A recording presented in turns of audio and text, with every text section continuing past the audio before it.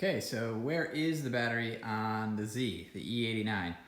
Like almost all BMWs, it is not in the front. Although you do have a charge point, that little red cover right there, that is a positive, so you can jump start it from that.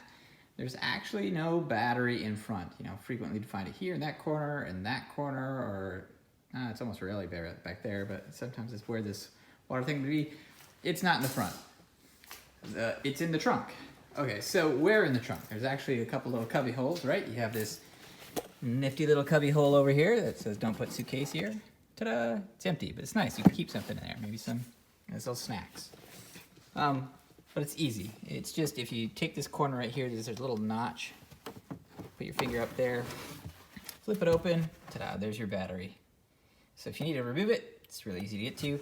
For me today, I'm actually going to be taking off the negative terminal to deactivate the car so I can work on it.